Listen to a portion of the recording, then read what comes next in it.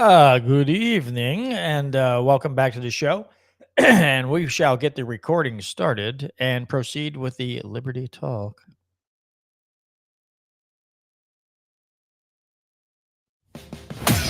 The Constitution isn't just a document. It's a blueprint for freedom. We're breaking down politics at every level, exposing government overreach, and going where the mainstream media surely won't. Join us in defending individual rights against the bureaucratic tide. You're listening to the Missouri Liberty Report. All right, folks, and we are back with another free-for-all edition of the Missouri Liberty Report because some nights you just want to talk about whatever comes to mind. Now, we do have some things that Brandon pulled up, some articles that he found. Everything's pretty much Missouri-based. So we got a lot of stuff to talk about. The one thing, though, I have to start off with this California gubernatorial candidate, Katie Porter, who apparently didn't like the way the interview was going and got, well, a little bit B-wordy, I guess you'd say, and wanted to end it early because I guess she couldn't steer the the interview or the conversation the way she wanted it to go. So instead, she wanted to throw a fit. Not a big fit, but enough to make everything uncomfortable and weird and awkward, right? And so you're like, well, this is, I mean, when you look at this, you're like, oh, well, A, California, right? So weird. B, I think I'm wondering if she went to court and changed her name from Karen to Katie. So people wouldn't automatically be put off by her name. Okay. And we have Katie Beth Bath. I don't remember seeing you in the live chat before, Katie. So good to see you in the live chat. But I want to play this video of Miss Katie Porter in this interview so we can all have a good laugh at Karen Porter's expense. I think that's her new name. Let me pull up the screen here. Let me play this video. We can all be uncomfortable together, and then we can also be happy about the part that we don't have. Maybe we don't have quite the caliber of stupid candidates in Missouri. We do have some, but maybe not quite this caliber. This is highfalutin caliber. But let's listen to this wonderful person and how butthurt she gets because the interview's not going her way. Redistricting. What do you think of the governor's plan? I support the governor's plan. What do you say to the 40% of California voters who you'll need in order to win who voted for Trump? How would I need them in order to win, man? Well, unless you think you're going to get 60% of the vote. You think you'll get 60%? Everybody who did not vote for Trump will vote for you. That's what you're thinking. In a general election, yes. If it is me versus a Republican, I think that I will win the people who did not vote for Trump. What if it's you versus another Democrat? I don't intend that to be the case. CBS News California Investigates is introducing you to the people who want to be your next governor. California correspondent Julie Watts interviewed all 11 candidates, asking them one question so we can get to know who they are. And today is our final installment. Here's what happened when Julie sat down with Katie Porter. Katie Porter is one of the high-profile Democrats running to replace California Governor Gavin Newsom when he turns out next year. She lives in Irvine, describes herself as an educator and consumer protection attorney. She was previously a U.S. Congresswoman, and she says she's running for governor, quote, because she has the experience, grit, and fresh ideas we need to stand up to Trump, lower costs, and grow our economy. We sat down with each candidate for an in-depth interview covering all the issues that matter to you. But we began by asking what they think our current governor and legislature did right and what they would have done differently. Here's one question with Katie Porter. Well, California is in a cost crisis, and one thing Governor Newsom did that really brought down costs for people is make school lunch free. I'm a mom of 3 kids. I was spending about $300 a month for their school lunches. When he made school lunches free, that was $300 that I had in my budget. So I think when we talk about bringing down costs, that's a concrete example of him actually doing that, and I'd like to do a lot more of things like that in my time. And a misstep? A misstep? I mean, I think the governor himself would tell you that he did not, that he created a lot of frustration around French Laundry. He's been very clear that that was something he should not have done. So I think we all saw in the recall that he apologized for that. He took full responsibility, and he's moving full steam ahead protecting California. The legislature. So I think the legislature has begun to really have conversations about what we're going to do about Trump. I think that was right to have that emergency early session to talk about after the election, because I think they understood early on that we might be a lot of miles away from Washington, but what Washington does really affects California's government, right? So our Medi-Cal, it's called Medi-Cal, but a lot of the funding comes from Washington. It's our version of Medicaid. What is one thing that you think was a misstep that you would have prevented if you were governor? Well, I would say just generally, I would point the legislature toward doing more to bring down costs, to focus more on that. I think they need to look holistically. So they often pass one more law and one more law and one more law. And I think it's good to take a step back, look at how all those pieces fit together. So when we're talking about housing costs, I'm really glad they're working on that issue. I wish they'd started sooner. Is there anything that they did that you think increased housing costs or was harmful? No, I think it's largely been a story of inaction on some of that, and I think some of it is just thinking that somehow this is going to be somebody else's problem. You don't care whose responsibility it is, you just want help. And so I'm glad I think they've made real strides in starting to think about how to bring down the cost of housing. Julie Watts moderated a California Governor's Forum with all the candidates. You can watch it on our website. Just go to kcalnews.com, click Seen on TV. That is not what I thought was going to happen there. I must have pulled up the wrong video. She asked her about getting, 40% of California voted for Republicans. How do you plan on getting? She's like, I don't need them.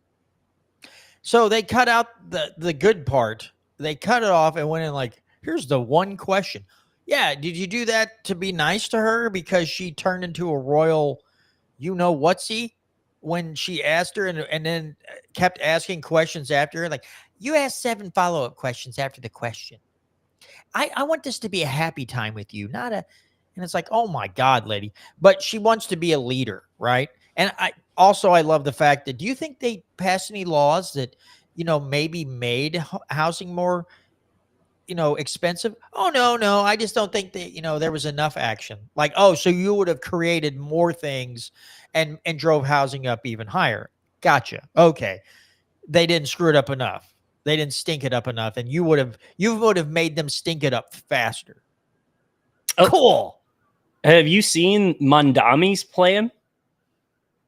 Zoran Mondami of New York. He's running for the mayor there. His plan. I haven't. I'm sure it's amazing and it's going to work out fantastically. It's as you would just, it's like if someone were like, oh yeah, the mayor of New York's going to be a socialist. You would go something like, oh, what is he going to do? Buy up a bunch of housing and make it communes. And that's literally the plan. That's what he said he was going to do, is take public funding, buy up housing, and turn them into communes. I mean, it's crazy. I mean, it sounds like something a socialist would do. I mean, it's going to destroy the New York. All of what was left of New York's economy is going to get destroyed. I was thinking about the same thing. Catherine's comment. She wants to take a holistic approach. Yeah. How does that work in housing and financing? I understand it when we're talking about food and medicine. Yeah. If you go back and look, I had when she said holistic approach, I was like, I mean, sure, you're going to take into account everything, but I don't know, just the way she used that term just was not good. She's like I said, she's just a peach, I'm sure. And again, I can't play the other video due to it going out over the airwaves, where she is doing some kind of video, I guess, and one of her staffers is seen in the background, and she screams at her to get the F out of my shot.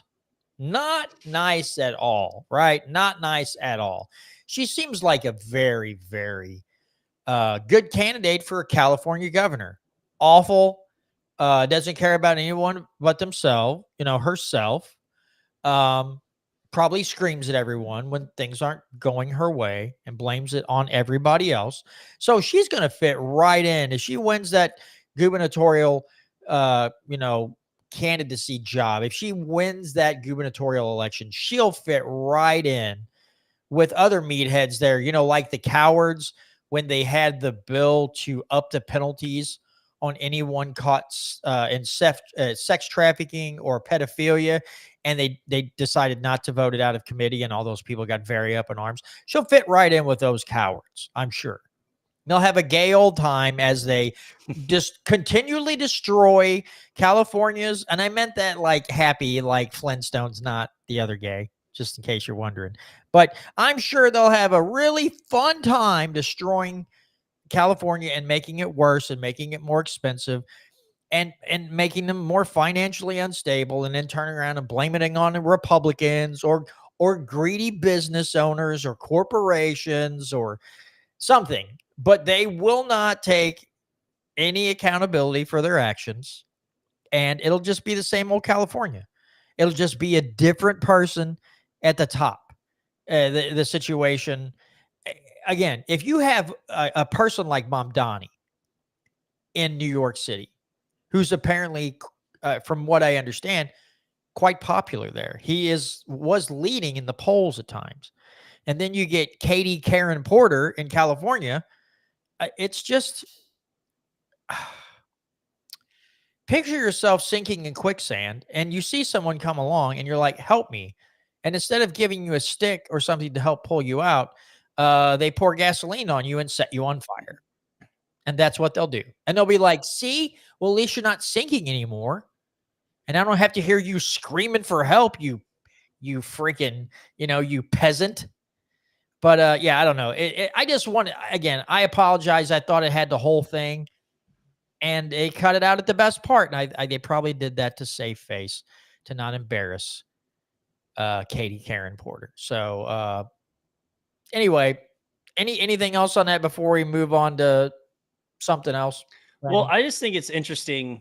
I don't know. It's always fascinating to look into the psychology of the California voter demographic because in New York, it almost Mamdani makes just a little bit more sense. For instance, a lot of Mamdani's campaign videos were street vendors have to go through way too much bureaucracy to sell their product. And if they didn't have to do that, they could sell their products cheaper. And they're he addressed, his solutions are terrible, but he's addressing real issues. He's talking about problems that New Yorkers have. And then you go to the debate, and the only thing that Andrew Cuomo, he made a whole big deal about Israel and about how Mamdani doesn't support Israel. And I'm like, the poor people in New York City don't care about whether or not the mayor of their city supports the government of Israel overseas and every terrible action that government does. And so the Democrats, in a way, deserve this. The people of New York who don't want socialism don't. So there is a very real, man, something's got to give up there. But in California, it is fascinating because none of the candidates, or at least it doesn't seem outwardly that there's all of the candidates run on the same thing. They all run on this, we can be more bleeding heart liberal than the next guy. And we're going to give we're going to take even more money and waste it on even more social projects. But in New York, it's a little bit different. And I feel like the New Yorkers deserve it. The Democrats of New York deserve the socialist wing takeover for how poorly they've ran. I mean, Andrew Cuomo was the worst governor during COVID, got kicked out for sexual misconduct scandals, had to leave office. And he's who they put up.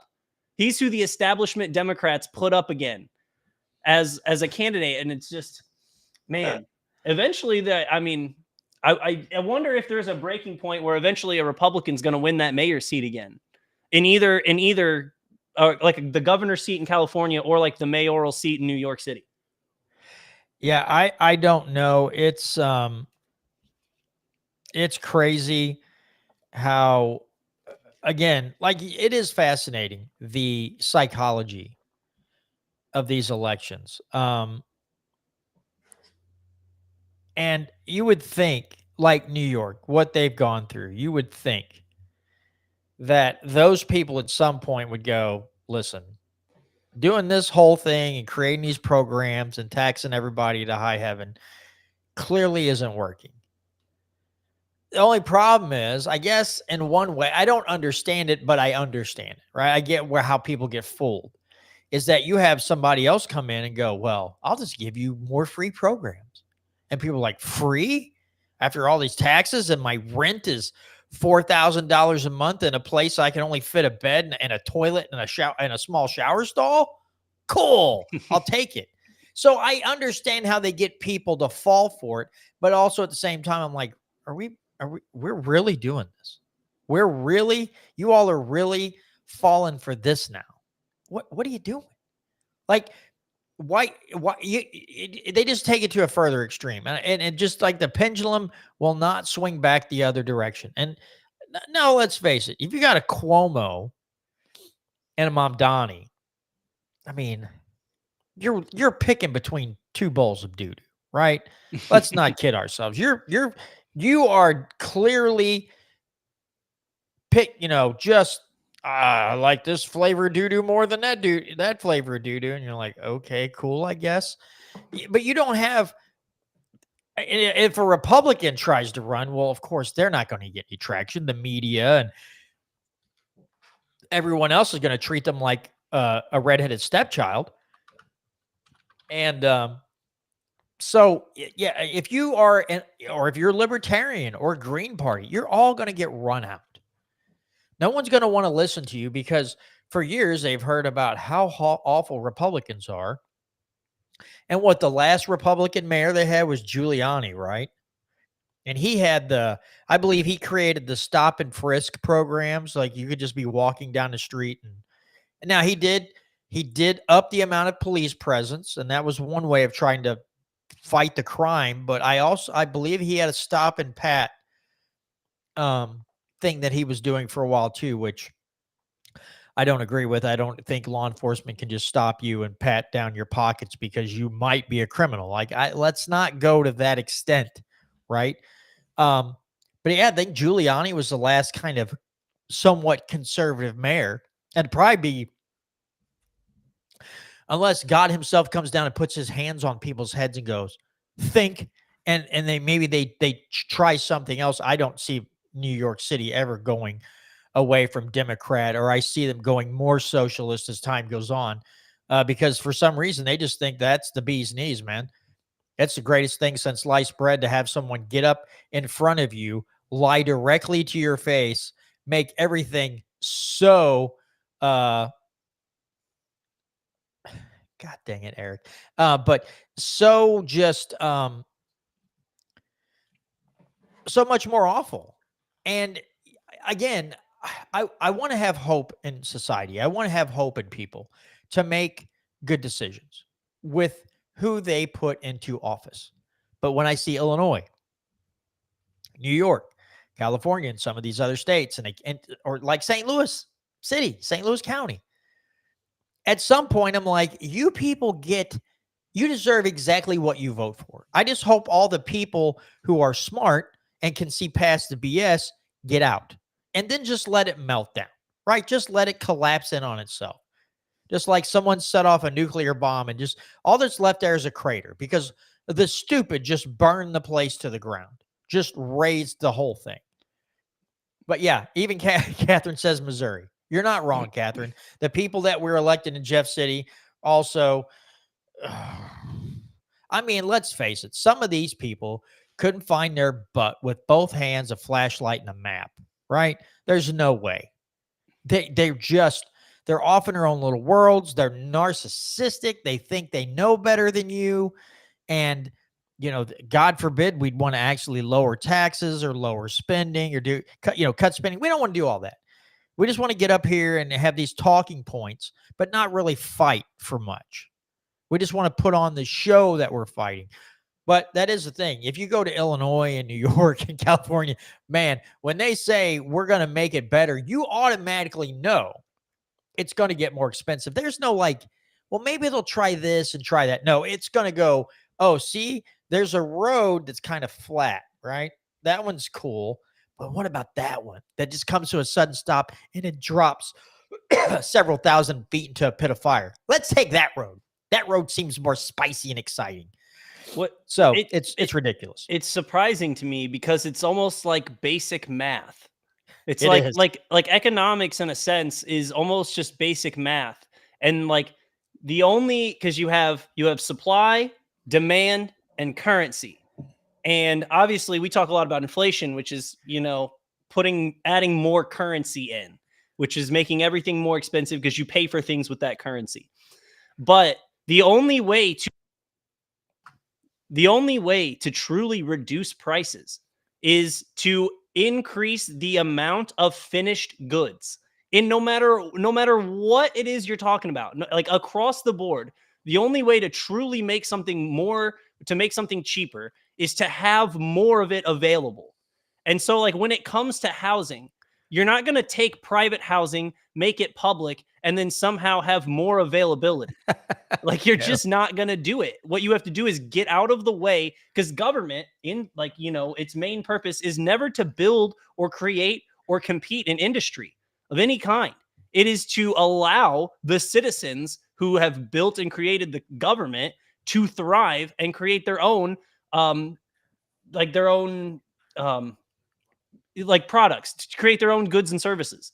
And so like anytime you see any of these like liberals talk about like all of these different techniques, like different ways they plan on like adding jobs and doing all this other stuff, it is like, unless you are getting out of the way to allow more people to add more supply for anything to the economy, then you are not going to you're not going to actually tackle the cost problem on anything. And the fact that so many people can never, like, that's not taught in schools, like it's almost like simple math. It's simple economics that they can't figure that out is, I mean, at a certain point, you can lead the horse to water, but you can't make it drink. Yeah. At some point, people like who just refuse to look at the facts around them and just to make a smart decision. Sometimes I just call them retarded, right? Maybe that's not the politically correct term to use, right? Don't call people retarded.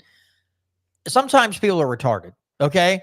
And I don't mean that in a derogatory way of, you say it's something about someone with a mental handicap. I'm talking about these people are retarded, right? They refuse. It's not that they can't use their brain. It's they refuse to use their brain. And to me, that's retarded, right? Not having a mental handicap. There's a lot of different words you could use for that. But I'm talking about people who can think and refuse to think.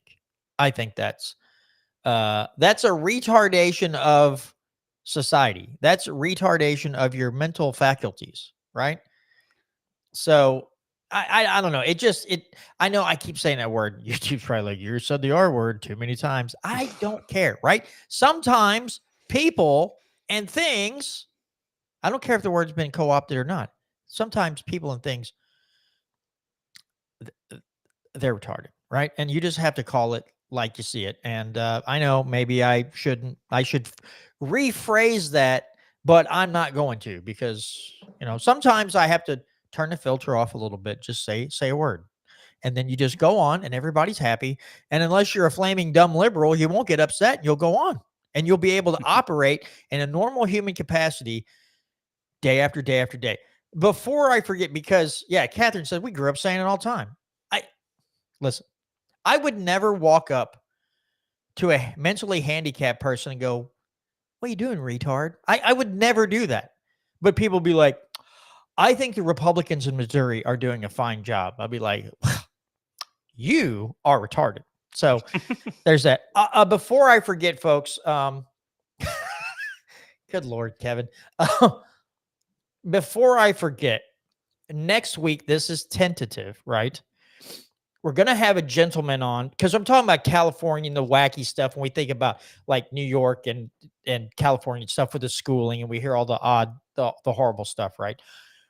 We plan on having a gentleman on by the name of Vincent Cooper, who has gone through some stuff in Cameron, Missouri. And you're going to want to hear his story. Like I said, hopefully he can join us. Tentatively, I think he's going to be able to. You are definitely going to want to hear what this man has to say on what he has had to go through in Cameron, Missouri with the local school district and police and charges. And I mean, it's a crazy story. I know he was on with Tom Martz at one time for like 2 hours. He's going to spend 2 hours on with us. We're going to have him on and we're going to talk to him. And then he was telling me about 2 other gentlemen from, I can't remember the town in Kansas, who are suffering this through the same thing and all kinds of different things. So make sure you tune in next week. Hopefully Vincent is able to join us. And he is a podcaster. He has stopped his podcast for a while, but he said, I don't know if I should say that he's going to be firing it back up, I believe, at some point. So he's going to join us in. He'll be right here on the screen where everybody can see him. And we're going to have a very, I'm sure, eye-opening and jaw-dropping conversation. But that's next week, Tuesday. Look for Vincent Cooper. I'm hoping that he will be able to join us on the show. So I guess the next one I want to get into, because we're talking about criminals, right? Let's cover this Missouri GOP lawmaker here. Let me pull that. Oh, yeah. I heard about this story today. I had never heard about what was Max Calfo. I knew who Mike Koslow was. He introduced Defend the Guard in the House last year. And so, I mean, that's obviously legislation I support. So I looked into him. Seemed to be okay, but I haven't checked his Legiscore. I haven't checked his what did Tom call it? The constitutional integrity assessment. Yes. The CIA you can actually trust. It's so good. I don't remember. Did he send us No, was it on Legiscore? Was what? the final totals for everybody? Oh, I don't know. I know last time I was there, I saw that Bryant Wolfen and Mike Moon had won the granite plaques, but I didn't see. Let me see if I can pull up his if the voting totals are there. Let me see if I can pull that up. And boy, it's just moving so slow tonight. Okay, so while you're looking that up, I'll give people the background on this story here. So apparently, there's a gentleman by the name of Max Calfo, and he has been running for a seat right down the street from me for a few years now. And he first ran against Justin Hicks. And apparently Justin Hicks, like in 2010 maybe, had a domestic violence case against him.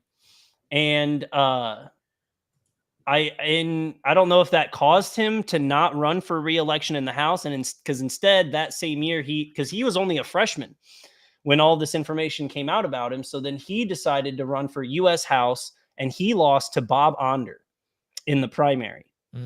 But so then in 2020, because he was the 2022 rep, so then in 2024, Mike Koslow jumps in, runs, and wins the seat. But Max Calfo, who was running against him in the primary, had found out that he had actually been charged and pled guilty to a felony in the state of Georgia.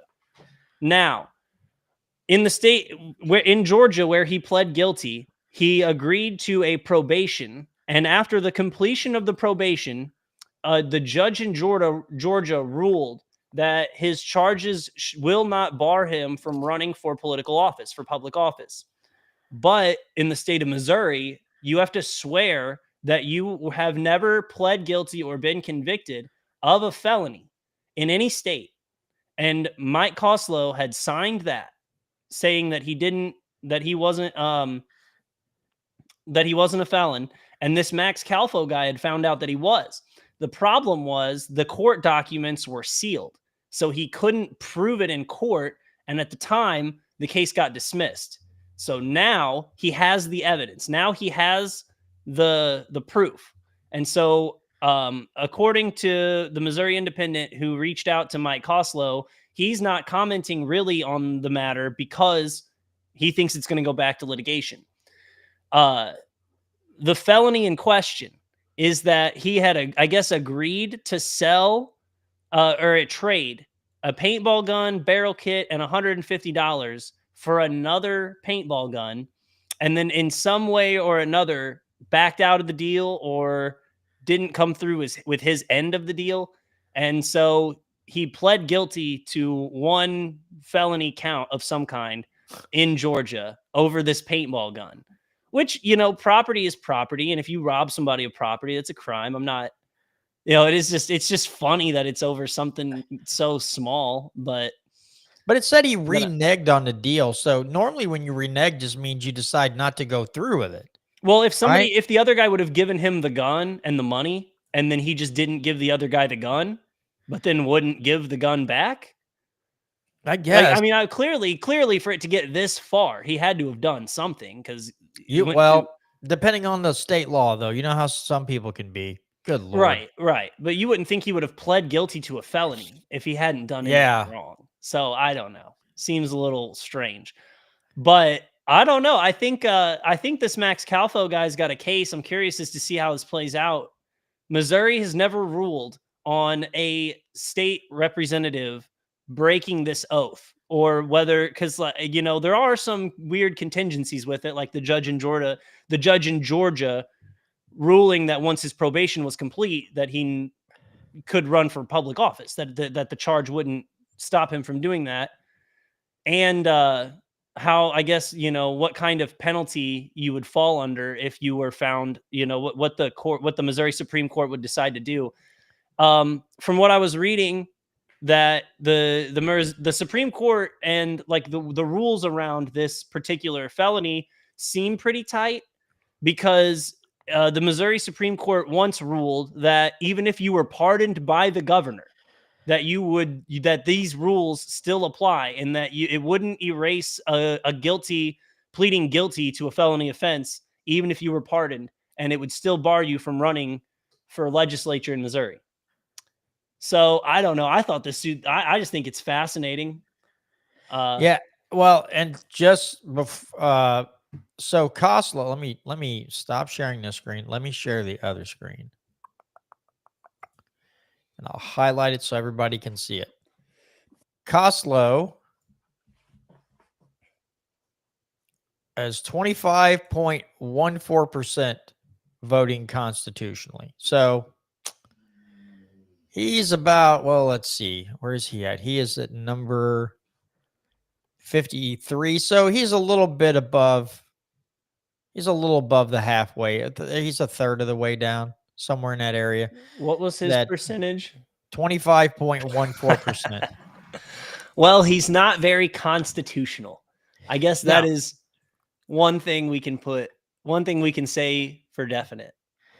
But yeah, it is an interesting thing. I mean, if Missouri law says you committed, you know, if you've been convicted or whatever, pled guilty to a felony in any other state, you can't run for office here. I think it sounds cut and dry, right? That's the rules that Missouri has set forth as far as who can run for office and who cannot. So it sounds like Koslow could be. Now, yeah. Listen, I'm not saying what if everything in this article is accurate, right? If everything's accurate, then Calfo has a point, right?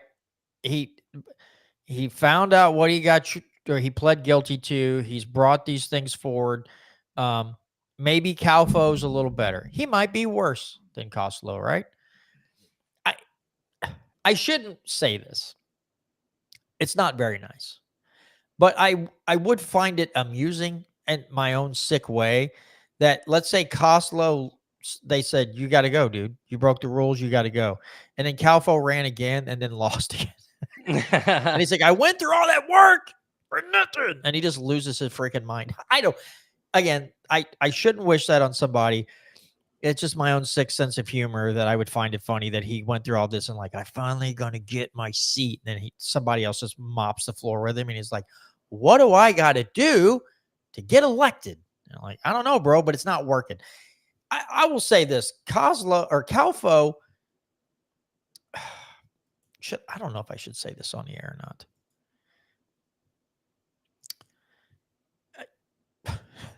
He reminds me of the kid who would just remind the teacher right before class was over that there was homework due. Yeah, hey, didn't you assign homework last time? And everybody wants to kick the crap out of him after school. Like, he just looks like he might be, listen, he might be the nicest guy on the planet, right? He might be a super cool dude. But and I know you're not supposed to judge a book by its cover, right? We've all heard that. But when I look at this dude, I'm trying to be nice. I can't. He looks like somebody that I went to school with. He's got that, because like he's got this big cranium jaw and is bigger than his neck. Like his his jaw neck is tiny. But his jaw, I mean, guy's got a nice jawline. I'll give him It that. looks Strong, powerful jaw. Yeah, it just looks like somebody put a big eraser on a tiny pencil. And so I shouldn't say that. All right, I'm going to take that off the screen before I get myself in trouble. But it is, I just love it when people want to run for office so bad that they'll lie, right? Like, he doesn't even know the rules. And he's like, I didn't do anything wrong. And you're like, well, you kind of did, dude. You lied about ever having a felony charge or anything like that on your record. You're like, I'm good. No, I guess he thought no one's ever going to.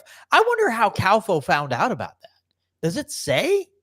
I mean, it probably doesn't take much. It's just I'm sure a simple background check, especially if you knew that he used to live in Georgia, then you just have to run it on CaseNet. I guess. Here's another take I kind of have on it, because this goes along the lines with like term limits and campaign donations. It's like, if you are sick of somebody being in office, go vote them out. If you're sick of someone taking so much dirty politics money, vote them out. Like, if you don't want somebody who's a felon to be your representative, vote them out. Like, it's not a hard concept. Vote him out. I think it's stupid to be like, he reneged on a paintball deal in 2012, and now he's not allowed to ever be a representative for the state of Missouri. He can be president of the United States. You could be convicted of a felony and be president of the United States. Again, that's loaded. A lot of BS in there. I'm not saying that Trump is that he was convicted of a felony and shouldn't have been able to run.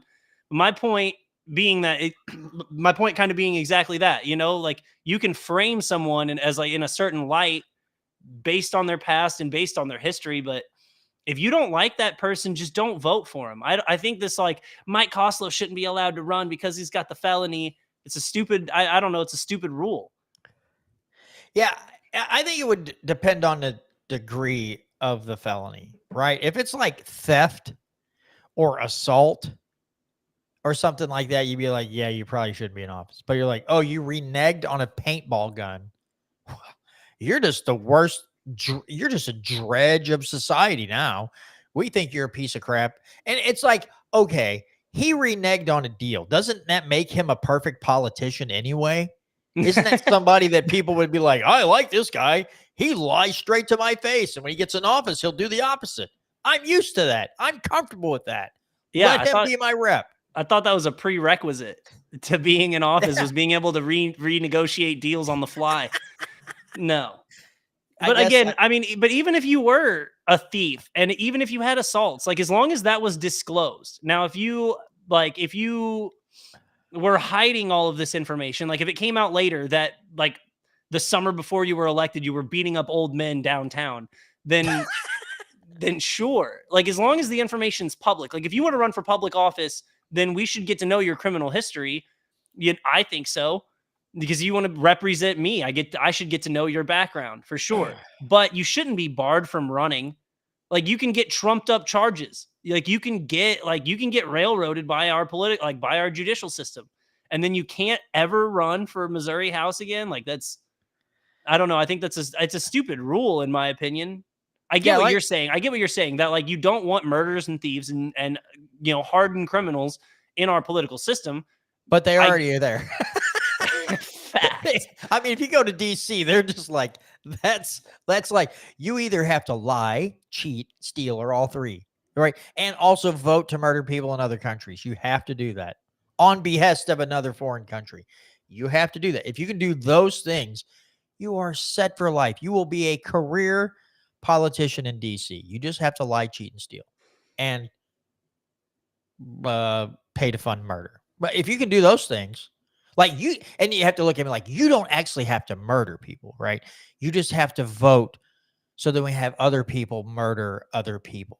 And you're like, oh, so I don't have to pull out a gun and shoot them. No. You leave your gun at home. We'll give the money straight to Israel for you. Yes, and then they can murder people they want. And you don't have to pull the trigger one time. Yeah, Catherine says we just want regular criminals, not the weird ones. We need white collar criminals. Or just people with marijuana offenses. Like, what? They're never even going to get angry. They're probably still smoking, like, not like on the DL, right? They're just people who can legally steal from us. Yeah, that's the kind of criminals that people seem to want. People who legally, I remember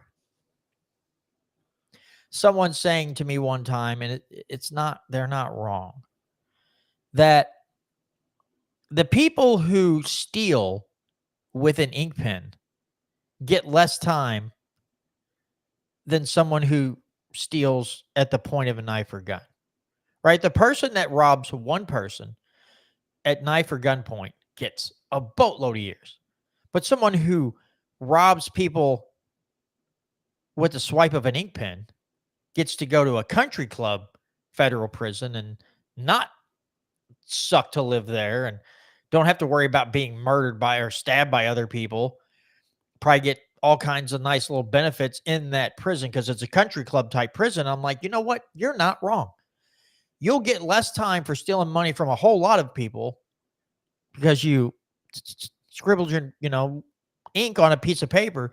But if I pull a knife out and hold you up at knife point and take money from you, I'm going to get more time for that one person than the other guy in a prison or a penitentiary, and that guy is going to get to go live kind of on Easy Street in another pen where he probably gets to walk outside when he wants to and have all kinds of things. And they weren't wrong. When they said it, they were absolutely spot on, especially if you're in government. I mean, we have politicians, they steal from us day in and day out, and none of them ever see a stitch of jail time. If you're good enough at it, you'll keep getting promoted. Yeah, and then they'll give you the Nobel Prize. Yeah, you might be president of the United States or whatever, and everybody's just like, they just clap. They just think you're the shiznit.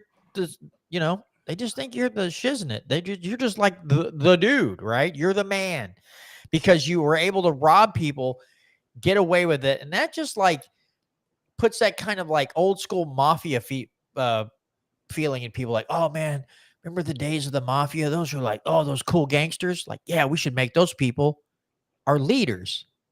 Except I believe the mafia had more morals and ethics than politicians do. I don't think those who passed the gas tax are sitting in prison. Absolutely right. They should be. No, they all got promotions. Again, how many times did the people vote that down? 3 times. I think it got voted down 3 times at the ballot. And these smart Alex said, well, those people don't know what they want. Those people think they don't want to pay higher gas prices. Now, what kind of schmucks are out there in Missouri who don't want to pay more when they put gasoline in their tank to drive to work? Wow, that just seems really stupid. So now, Tom Martz has made a point on this show before on the gas tax because they're saying they skirted the Hancock Amendment because it's not all hitting at one time, right? It's 2.5 cents a year over 5 years. And then that ends up at 12.5 cents. So like, well, we didn't go around the Hancock Amendment. This is how they got around the Hancock Amendment. But if you look at it, they're still doing it 12.5 cents totality. That tax, 2.5 cents one year, It's not like 2.5 cents one year is going to gasoline for roads and bridges, and then the next year 2.5 cents is going to something else. It's going all into the same thing. So technically, they are still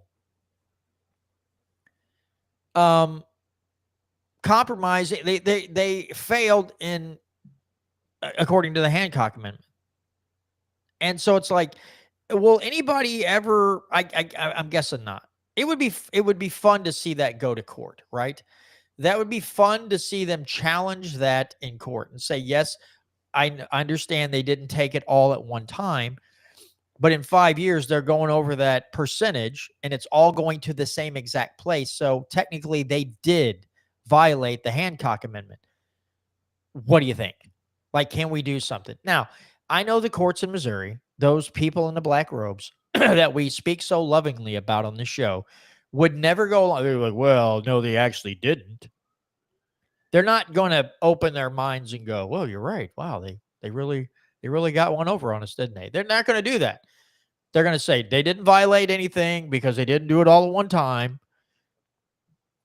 Case dismissed. And that's all that's going to be. They're not going to strike that down.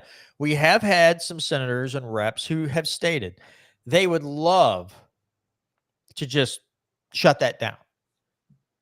But I think a body of people who went around what the people said 3 times in a row. I don't think you're going to, and if there are some of those people still in office today, I don't think you're going to get those people to say, yeah, we really screwed up. We should probably just stop it now. That's not going to happen. They're not going to admit they screwed up. Now, this happens to be, I cannot remember the Senator Pro Tem's name, who basically held SEPA up and said, you pass this gas tax, you'll get your SEPA. And then he went on to run for Congress and got like 3rd or 4th place because he's a douche canoe. And we were all very happy to see him fail in his election bid for higher office. God, I think he became like some kind of commissioner. So he got some position in Franklin County. I believe Kehoe gave him that, and people were not happy about that either. Man, if I wish I could remember his dang name. Let me see if I can look it up, because that's just going to kill me. Let's see.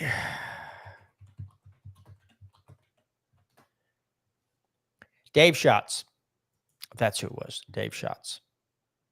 So he made the gas tax contingent, or he made SEPA contingent on the gas tax.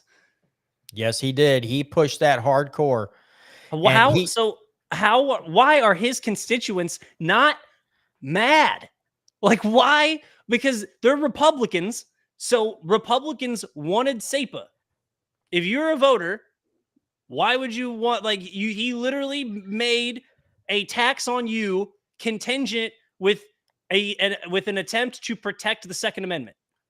Like, how are you not furious? I can't believe he ever would get votes for anything. Man. And I think a lot of his supporters were upset. So when he ran for Congress, he didn't even come close to winning, because those people were like, you're number one, buddy. You're gas tax man. We don't want you. Now, again, he got appointed. Let me see. He got appointed to, let me see if I can find that.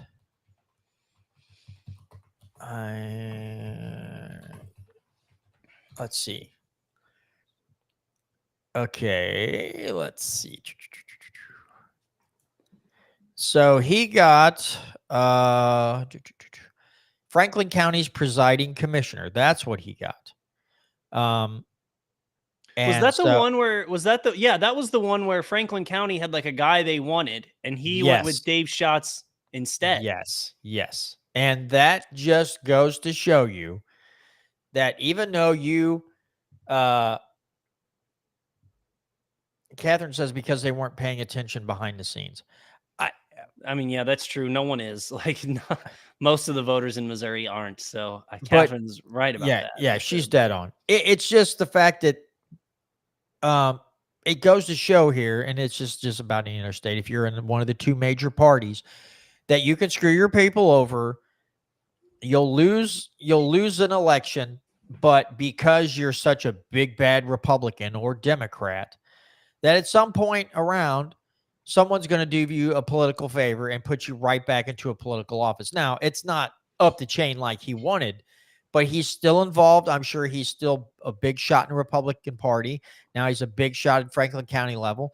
And again, yes, there were a lot of very upset people all around Franklin County that said, this guy, gas tax shots, is the guy you picked. But yeah, that's just political favors, right? He owes big Republican, big government Republican. Let's put a big government Republican in there in Franklin County and make him a presiding county commissioner. Exactly the place you don't want a Dave Schatz at. You don't want a Dave Schatz at the top level of county government, because I'm sure he's going to figure out some taxes to pass there to pay for. Well, we can make our roads even better than St. Louis counties. Let's institute this tax to, improve our road, make our roads better than all the other surrounding. I'm sure he'll come up with all kinds of stupid, grandiose schemes that will make people just absolutely hate the fact that he still exists. So it'll be, we'll see what happens. Well, it's also, that's like the life and blood of the political system for the losers. Like, you have to have, like, there would be less guys like Dave Schatz tying SEPA to the gas tax if they weren't rewarded when they lost also. Like, this is how, this is like, okay, this is your consolation for continuing to play the game. And so, yeah, like, I'm not shocked by any of it, but it is just like, how can they, it goes back to, we talk about this all the time, but it's like, they're going to keep getting away with doing this unless people wake up. Yeah, absolutely. What are you doing? You're going to get up here and type on the keyboard? All right. Go lay down. Good girl.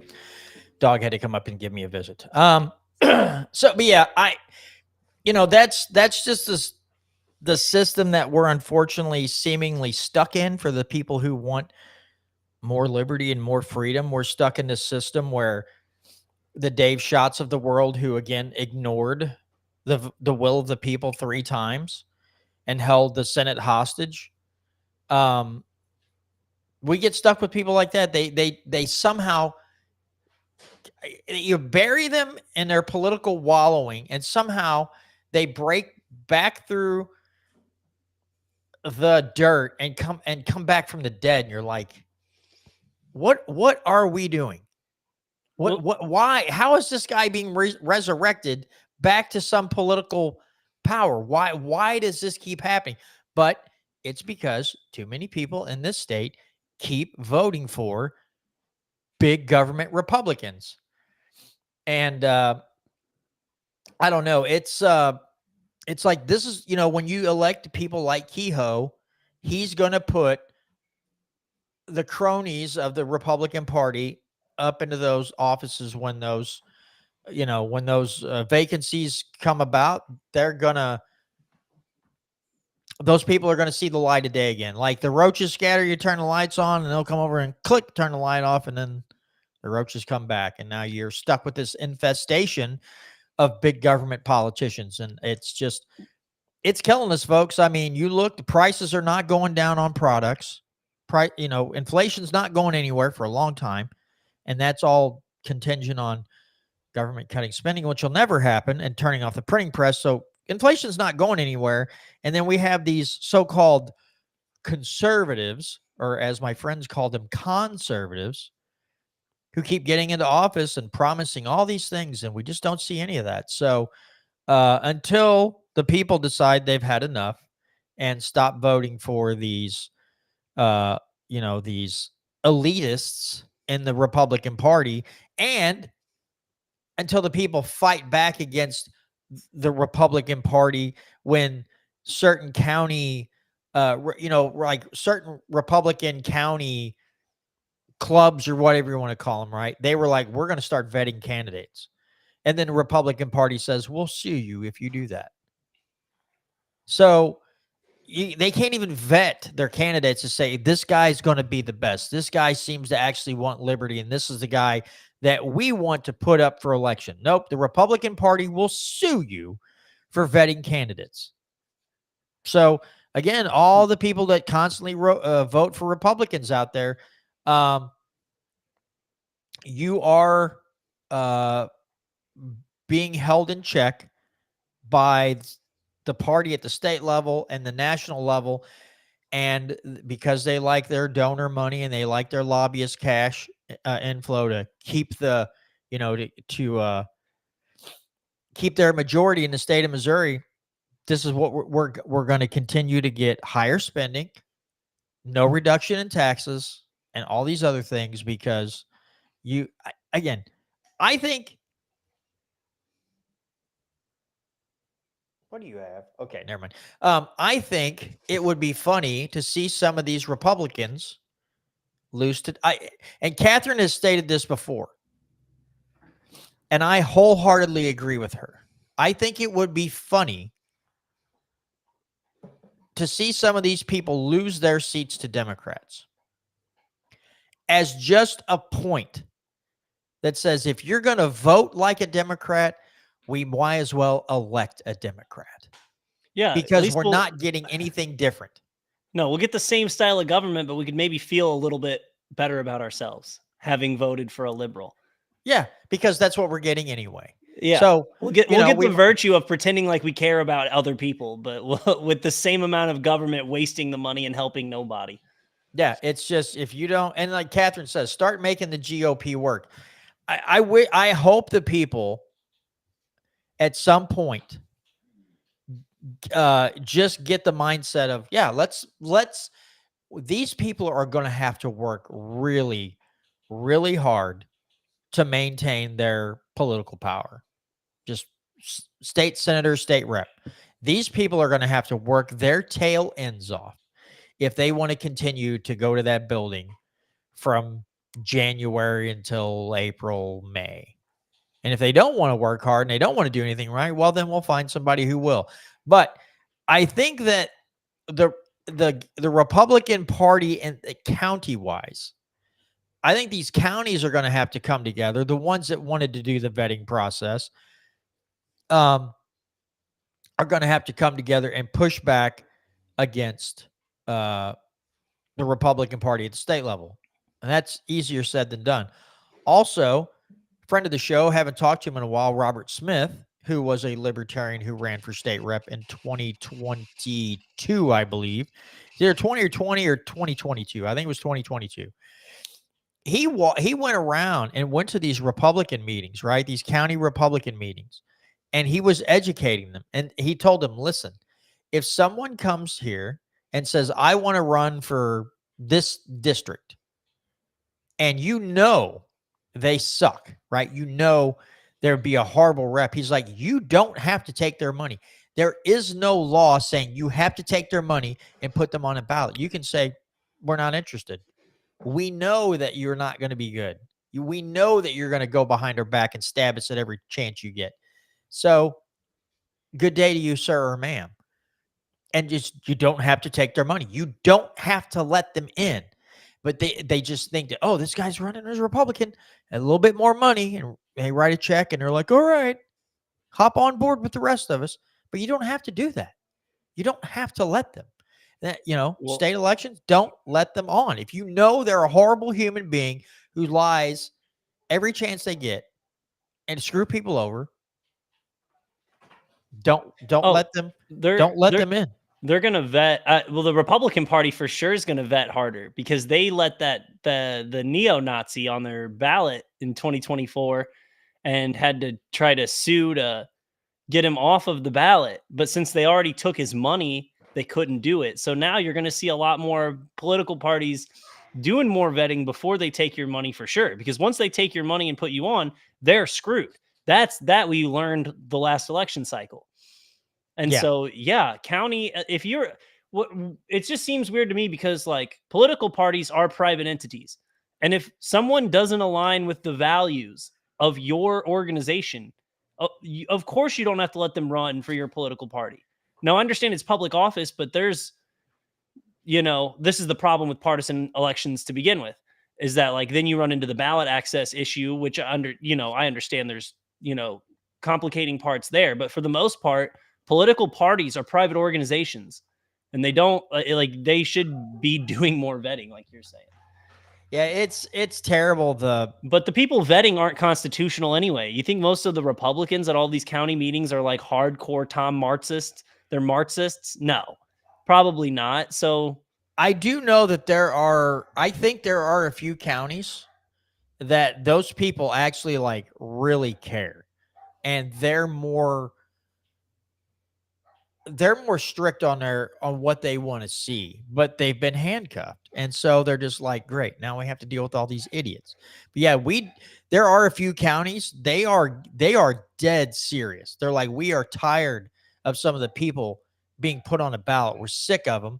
So we're going to hand out this questionnaire, and it's, there's some constitutional things in there and some other stuff on these questionnaires. You're going to fill this out, and then we're going to filter. We're going to look at the results, and we're going to choose who we believe is the best. And are they as constitutional as Tom Martz? Probably not. But there's an attempt to get better. And now that they're wanting to be serious, and Republicans are like, now, wait a minute. We have our favorites. We have the people we think have and that's, the Republicans, the Republican Party is going to look at who's going to raise them the most money and who has the best shot at winning. Not who's the most principled, who's the most constitutional, who's the most conservative, whatever that means, right? They're not looking at that. This guy can raise the most money. He's the best shot at winning. That's who we want. That's the problem. They're not looking at principles. They're looking at who can collect and raise the most money for the party, and who's got the best shot at winning. And after that, who cares? And that has to be the case, because look at these people. Look at Lincoln Huff. Look at his voting total for constitutionality. Single digits. And he's a Republican they'll continually back. Lincoln Huff. Well, they don't know even the Freedom Caucus, the most conservative members of the Republican Party of the state legislature, zero, and I mean zero plan to meaningfully cut spending. They have no meaningful plan. And so like at a certain point, like I totally agree with your point, and that we could definitely get a better Republican Party if the members of that party were better at vetting their candidates. But they would have to, the voting members, even in these counties, would have to understand where the bloat at the state party comes from, and like hopefully understand that they need a candidate serious about addressing spending cuts. Because until then, you're going to get the same fluff because they're working on the same budget. They're just moving around the parts. You know what I mean? They're not cutting anything out of the sandwich. And yeah, no, you're right. I mean, you're right. It had the fix is definitely not narrowed down to one group or one thing, right? There are topics that these, and and that's another thing I have heard in some of these meetings. They bring up, China and foreign, some of the big Republican talking points you'll hear about, right? And then there was the one Franklin County meeting I went to was, we need this freeze on we need to work to get this freeze on personal property taxes for senior citizens. And so there were some issues like that. Now, what I didn't hear, and maybe they said it and I didn't hear it, was what I didn't hear was, like you said, cutting spending, right? Didn't hear any of that stuff. So you're absolutely right. If they're not going to get right on that, then we're screwed. So there's something I want to get off, like vent about just a little bit. It's just about, it kind of goes with one of the articles that I sent over to, but is it better? What's wrong with it? Is it like funky? I don't know, dude. Your audio is not working now. Can you hear me at all? I hear nothing. Okay, hold on. Something has gone awry. We're having technical difficulties. Please stand by. All right, can you hear me? Nothing? Still can't hear you, brother. Nothing. Okay. I don't know what happened. Unless it's on my end. Oh, I'm so sorry. Please continue talking. My idiotic butt hit a button on my board. So continue with your thought. I'll hit the right button on my side. Our media is the American media, like the mainstream media, is just so awful. They had one of the worst, like 60 Minutes was on this weekend. I was watching some football and I just caught a preview for what 60 Minutes was going to talk about. And then I ended up like just by chance catching a little bit of it. And they had, they sat down for an interview with the new president of Syria and basically brushed over the fact that he was like fought against America in Iraq for Al Qaeda. They had a whole big piece on October 7th, and there was one other thing in there, but like, dude, it was the craziest, like 60 Minutes could not have gone farther out of their way to be the worst this last weekend. And then that also reminds me of like, we use the Missouri Independent because they do bring us like, they have a lot of factual stuff about the Missouri legislature, which is great. But the bias out of the people writing these articles is insane. So the one of them I sent you was that it says like nearly all state funding for Missouri school vouchers used for religious schools. And I heard, I don't get in my car very much. I don't do a lot of driving, but I went to the grocery store to pick up some stuff today. And the local NPR for St. Louis was covering this story too. And I sent this over just to be like, duh. Like I think like nationally, like 80% of private schools to begin with are religious. So you're talking about the vast majority of private schools are religious in the first place. So when school vouchers are going to private schools, tickle me not that shocked whenever to find out that most of the funding is going to religious institutions. Because that's a parent's choice. You know what I mean? Like if we're all in agreement as a society that kids are supposed to go to school or receive some sort of educational learning from ages 5 to 18 or 5 to 17, whatever, and then you're giving, like when you're giving out those credits and they're going to private schools, of course they're going to go to religious schools. They make it sound like it's some big breach of like the separation of church and state, and like, well, all of your money, all of this public funding is going to the church. It's like, no, it's going to the schools where the parents think their kids are going to get the best education. Like, I only know of one secular, like non-religious private school in like all of the St. Louis area. I'm sure there's more, but I only know of like one high school, John Burroughs High School. I don't think that has a religious affiliation, but there's so many other ones that are religious that like this article, like the way that the media tries to phrase some of these articles, they just want you to think like, oh, this program's clearly bad because all of my money is going to the church. I don't know. Just the way the media does their like operates nowadays is just so bad to me. Yeah. Well, I mean, again, the state has no interest in being competitive, right?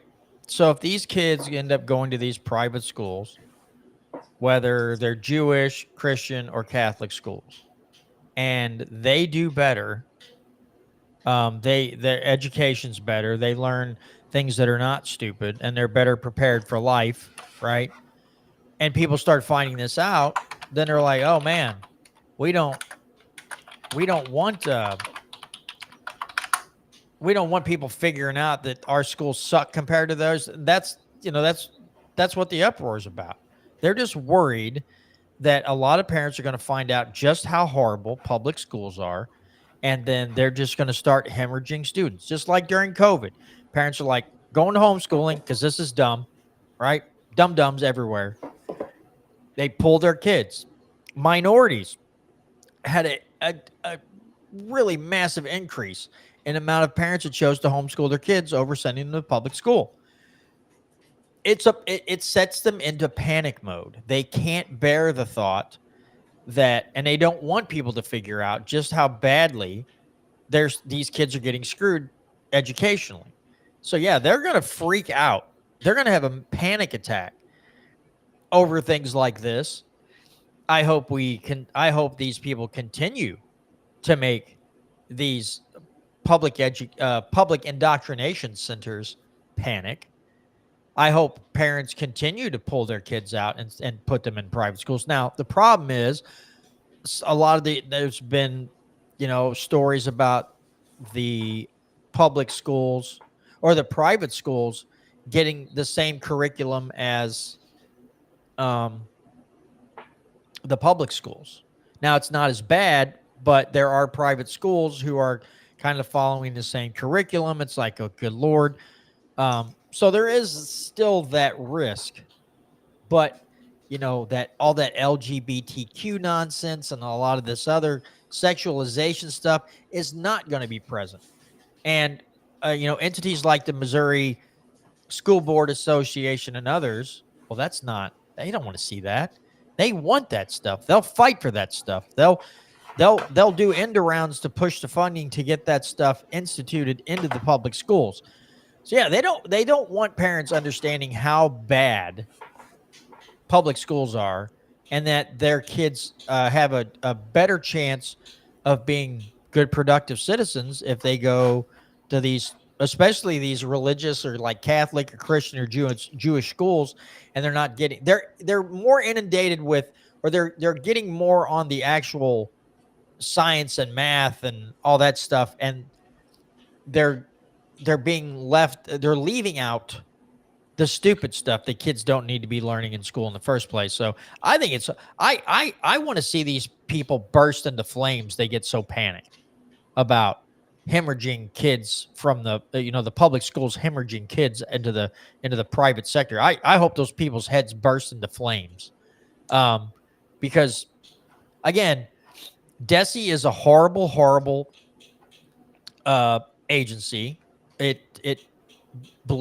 sucks money from public education, and they keep inventing these new agencies inside the agency. Well, we need these people for this now, and these people for this now, and these people will hand out checks for this, and these people will hand out checks for this. So that grows, and then education money has to pay their salaries. And then, so what do? They turn around like, well, we need more money for education. So they keep throwing money at a problem because they think they don't like the results, but they keep throwing money at the problem causing the problem. So it's just this vicious cycle. And it's not until people figure out a way to just pull their kids from public school and either homeschool them, get a group of parents want to get together, and someone agrees to be the teacher for 20, 25 kids. And they make these homeschooling groups, which is becoming more commonplace across the country. And that continues, those movements continue to grow. And the private schools keep getting all these kids and pulling them out of the public education system. Until enough of that happens to where the public education system collapses, or they get their heads right. We're just going to pump out kids who don't understand anything important, that are not educated. They're educated enough to pass the standardized testing, so the schools continue to get their money, and then you brainwash them into thinking they have to go to college, so you can send them there and then fill their heads full of nonsense. When they come out, they have a degree that's meaningless. They can't get a job, and now they're working at Starbucks.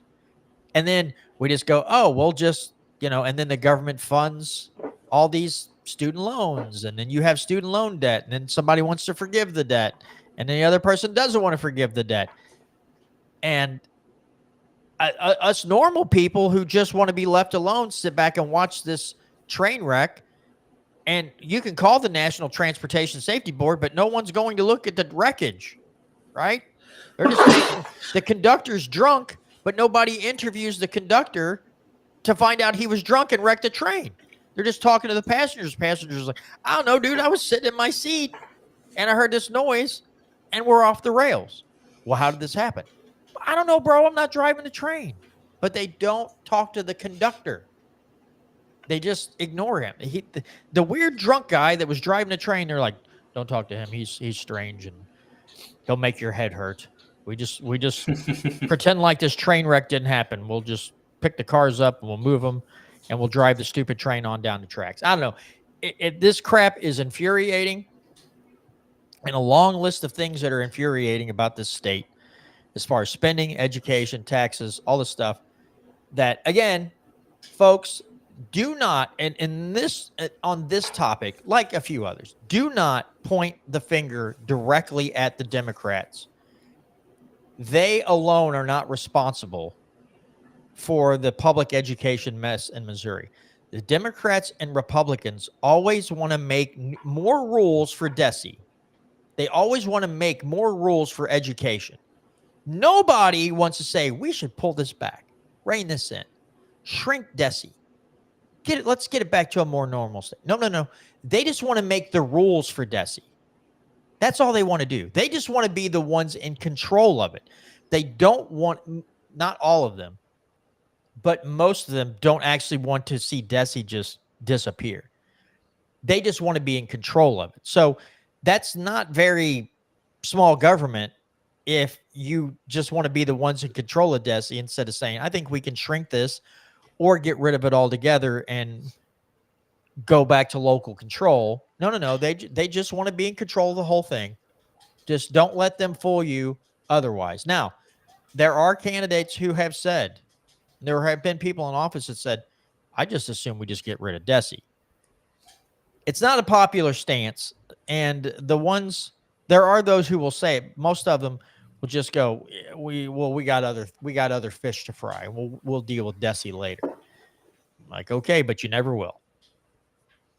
Like, the problem with the education system that is, like, right now, if you wanted to, like, make things work better and give parents more options, they might lose a little bit of convenience out of it. So, like, to not send their kid to the public school, they might lose the bus route. They might lose the after-school program. So, like, for a short period of time, there would be some, like, hiccups. And I think that's the big thing, is that, like, parents and people are afraid of the change. Like, they're afraid to see what the other side of the wall would look like if we actually, like, gave parents more choices. And if we didn't just directly fund the government's ran indoctrination camps. But again, I almost wanted to focus on this article because of, like, the direction the writer went with it. So could you pull it back up on the screen for me for just a second?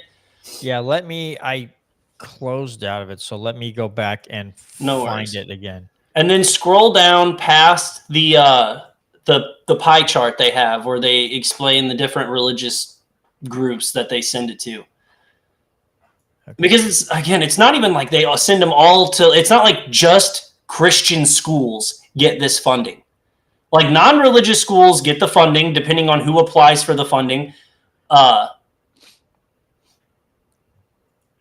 that what you're talking about right there? No, the pie chart. There's like a pie chart. It's probably closer to the top. But then right below that pie chart.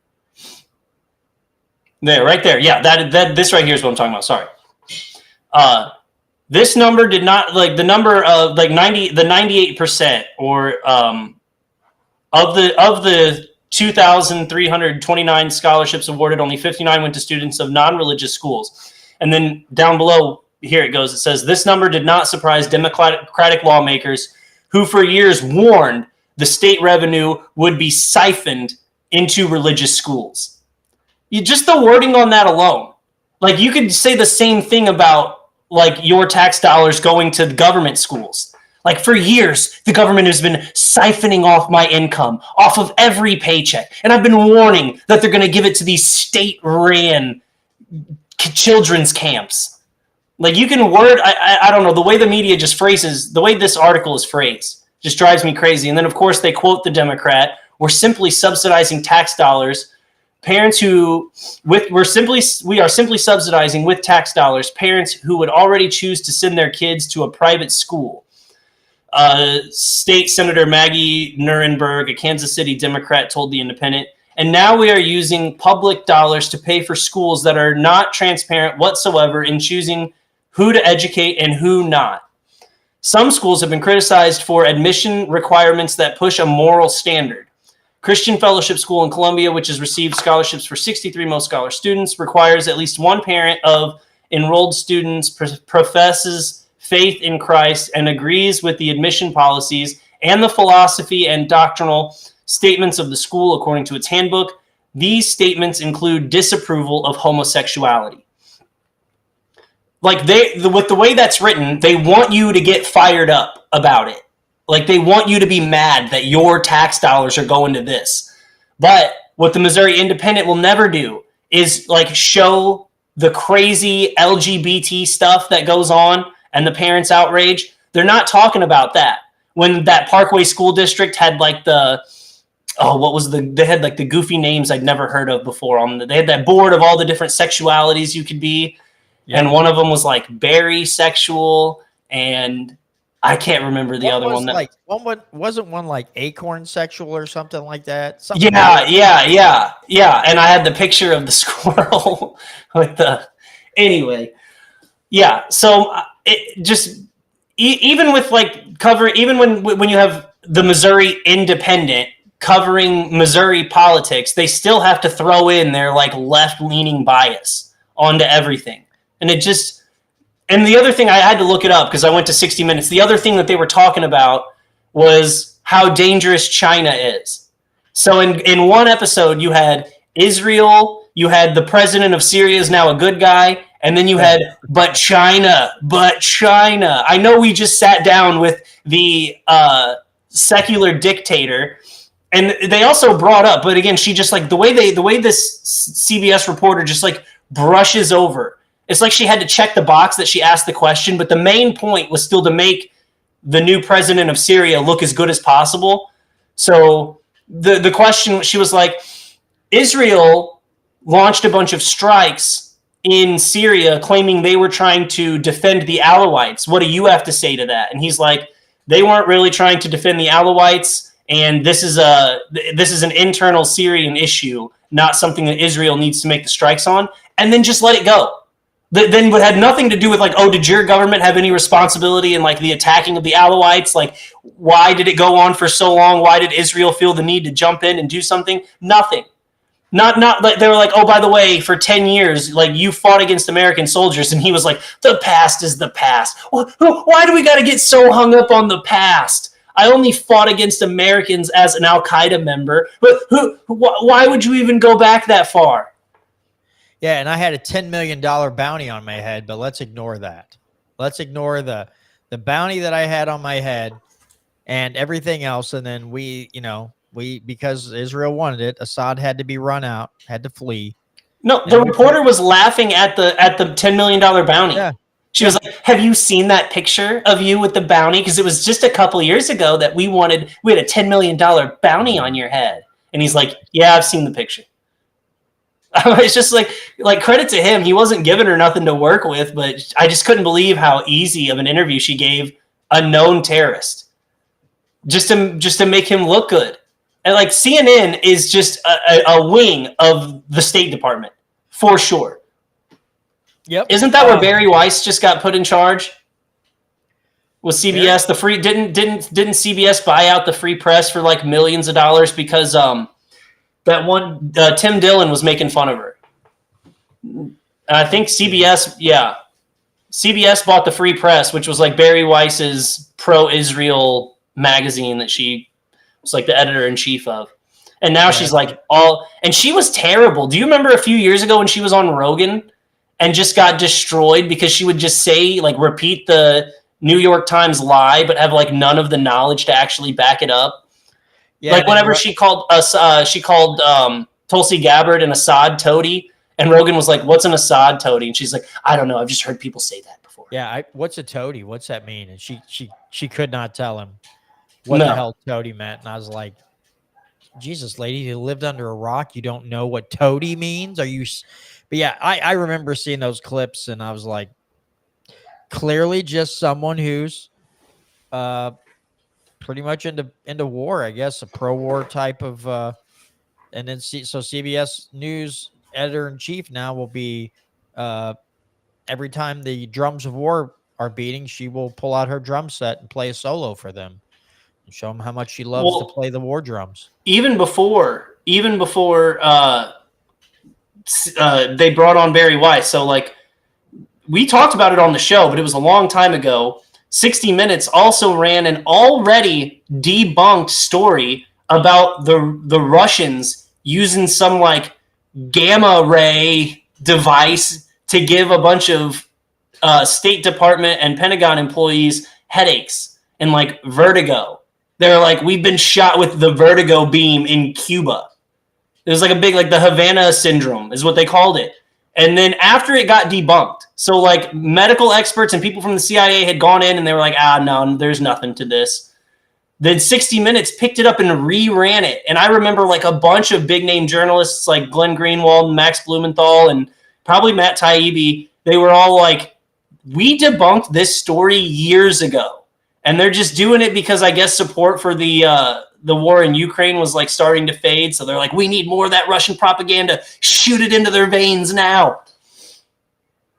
And I don't know. Something triggered me when I was watching the 60 Minutes over the weekend. Like, I was just like, they are just nonstop propagandists.